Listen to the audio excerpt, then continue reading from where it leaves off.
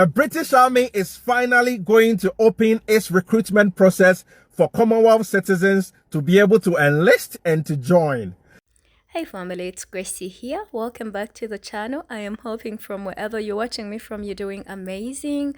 And as always, to the members, subscribers, anonymous supporters on the channel, thank you so very much for your support to me on here. It really means a lot to me. And if you're landing on the channel for your very first time, please consider subscribing so you become part of this amazing family. And don't forget to enable that bell button so you don't miss any episode from us. And thank you so very much in advance for that.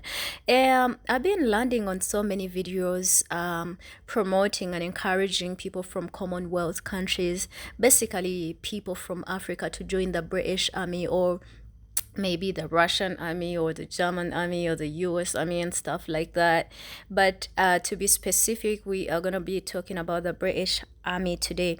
And I don't know why our people are so forgetful of the fact that British or Britain in general, like they recruited and forced a lot of our people to enter into the army during world wars, and how they literally used them as shields. And I don't even it's it is very tough for me to talk about this, because coming from where I'm coming from and seeing that we are always just used, not because we are needed or wanted, but anywho, this sister and brother in the next video, they are exposing the racism in the British Army and what they have encountered. And I don't think that things have changed, especially considering the tensions that are ongoing right now. Oh my goodness, it's just so tough. But anywho, let's watch this video first and then we'll come back and talk about it. Don't join the British Army if you're not white. They spoke outright in the office about lynching me, simply because I'd put in a complaint, and it was suggested for me to be tar and feathered. They'd have Django Unchained playing. They would repeat the most, say, racist lines, and then they'd chuckle. When they tried to paint out as if I was a aggressive black woman, that was extremely tough. If it wasn't for those individuals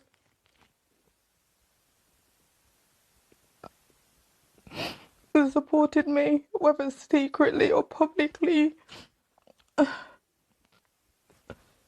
yeah, I would have been broken. If it's just banter, it's just banter. I'll probably laugh at it 90% of the time. But with the senior, if you say something, you get court-martialed, you get shitty jobs. That's why a lot of people don't want to talk, because you talk, your career is screwed. Particularly from your senior colleagues, the racial slurs that you weren't comfortable with, which you complained about and continued. That certain person was breathing down my neck, whether it's on a Friday night when you're getting ready to disperse. I found myself on continuous duties every Friday, going home really late, called me a black in front of everyone, and no one said nothing. Really? Yeah, I think that was the most part that pushed me to the edge. Did you know David then? Yeah. We were based in a checkpoint, basically, checkpoint Shaparak, which was where our battalion was based out there for the suntan, I guess. What kind of soldier was he? Just made for it. Yeah. He had the strength, he had the mentality, and had the drive to actually want to be a soldier. Do you think he was being racially abused? Yeah. No doubt. If the racial banter, as you call it, came from his superiors, how could he challenge that? No chance. To say that there is no racism in the army would be absolutely incorrect. There is racism in the army, just like there is bullying, just like there's sexism. As the poster girl, I guess I wasn't living the life I was displaying on the posters and in the promotional videos. My experience pretty much varied from sexual harassment to racial abuse. And when I complained to my chain of command, it was pretty much discouraged. And when I continued to pursue the complaints, I was made out to have mental issues. They tried to discredit me as a competent instructor and made out as if I was an aggressive woman. Throughout my career, I was prepared to make the ultimate sacrifice and lay my life on the line for those who, I was serving amongst who didn't see me as equal, and for my country and family. And to be treated the way I was, it was just extremely disgusting. And then for the army to put out a statement to say that they do not accept liability in this case, knowing full well that I would not have settled out of court without an apology, it's just upsetting. And I believe it undermines their credibility of an organisation who are able to, say, deal with service complaints where individuals complain of discrimination adequately. It is very frustrating. As far as we know, nobody's been held accountable for any of this. So they had to uphold racial and sexual harassment because she had recorded it. If she hadn't made secret recordings of those racist things that were said about her, lynching her, tarring and feathering her, putting her in a hot box, really despicable things. So these were things that were said that people were going to do to her? They were said about her by her colleagues, who were saying one thing to her face and saying those things behind her back once they knew that she had made a complaint. They were victimising her and being racist towards her.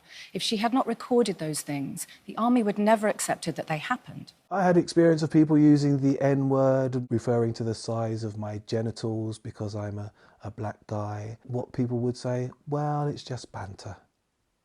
Is it banter? Dwight Powell Gray was once a poster boy for the army, the first Rastafarian soldier allowed to wear his hair in locks. But Dwight's exemplary 16-year service was brought to an end by an incident of racism. Well, I thought I was the victim, but I was treated as though I was a criminal. As a minority, he knew he'd stand out. It was an incident at Wellington Barracks in 2021 which proved the last straw. Dwight was stopped at the guardroom wearing civilian clothes and explained he'd forgotten his pass. But Dwight says he was treated differently from those in front of him, with disrespect shown by a junior white guard. I said, you were disbelieving that I could actually be a soldier. They weren't having it. They accused me of playing the race card. And in fact, when the manager accused me of playing the race card, I absolutely lost my temper. He reported the incident. He asked for mediation rather than making a complaint. But instead, he found himself being charged with insubordination. Would you call the British Army institutionally racist? I would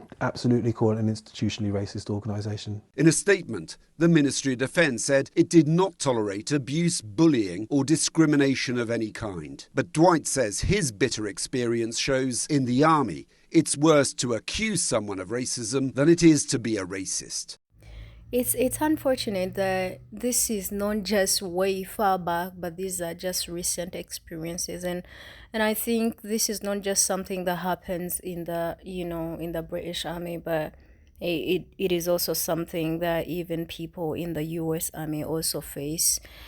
Unfortunately, I don't know why. Normally, these experiences come out when the soldiers get out of the army. It's hard for people to figure out what is going on in there until when people come out and they have to expose what was really happening within, and that tells you of there's so many injustices that are disclosed, that are kept in the closet until when this person, it's like your mouth is tied, right? It's like your hands are tied.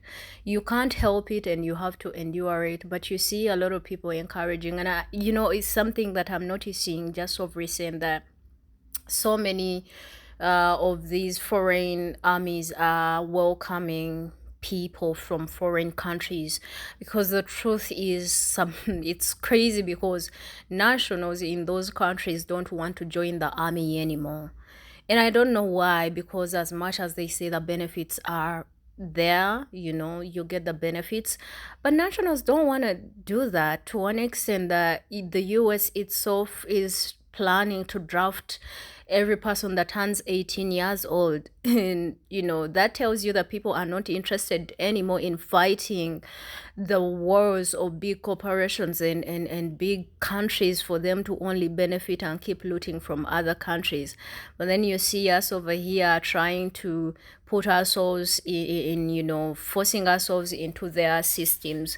And it's crazy because as we are planning and trying to liberate the motherland, the continent, these same people that want to join from the continent are the same people that are going to be used against us, because their loyalty is always going to be to the British Army. And it's so crazy that you don't have loyalty to your own people, but you will stand for the foreign interests. And that's how they managed to actually have and gain control over the motherland, because every person that was educated now was used by, these foreign armies to literally install them as their supervisors, as the people that spy and cater for their interests. And I wish that people really, really got to know what happens behind the curtains and just stop being excited about everything. I feel like at this moment we are on a very, very crucial we are in a very crucial time and at crossroads at the same time, because the Western powers are now super aware that they are losing control, and they are going to do everything they can just to make sure they still have foot on the motherland. And it's so sad again that people that serve their countries, the ones that are so loyal and they are doing all it takes to be done just to make sure they serve their country, they have to be treated like that. I just also I think the events that are ongoing are playing a role in what we are seeing. Like in case of in terms of the racism that is being exposed in the UK in general, we are literally starting to see these groups for who they really, really are and what they stand for. And I am hoping that our people really open their eyes to see that you're not needed, but they are going to use you anyway. If you want to be used, if you want to put yourself in that way, they are going to use you just to make sure they still have hold of the wealth they have, because they don't want to give it up. And the crazy part is Africa is waking, everybody is waking up to see the grand scheme of things, how things are really, really going, and how everything is literally preserved for big countries and big corporations and their citizens, but not us. So I'm hoping that we open our eyes and see and talk about these things, but also at the same time be very vigilant and avoid to be caught up in these traps, because these are traps that they are setting up, and I am hoping that our people see that. It just saddens me that these people had to go through these things, and it's crazy because now they are talking about it and talking about their trauma and pain.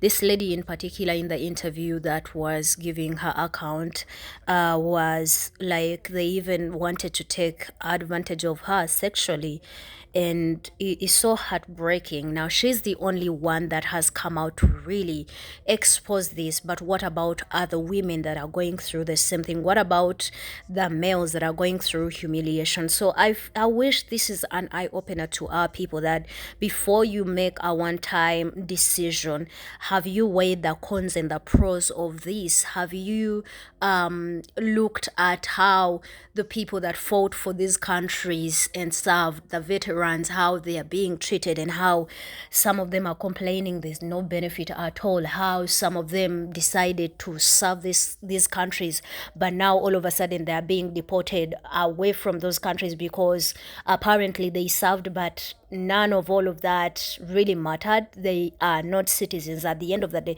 because I know my people are attracted with the fact that they want to be citizens of the UK, the US, and all of that. Have you considered the veterans that fought in these world wars, how go to Kenya and look where the veterans or the people that died serving the British Army, where they were discarded, their bodies were literally scattered and discarded as if they are not humans. But then the British soldiers were accorded royal treatment on the continent of Africa. Like, oh my God.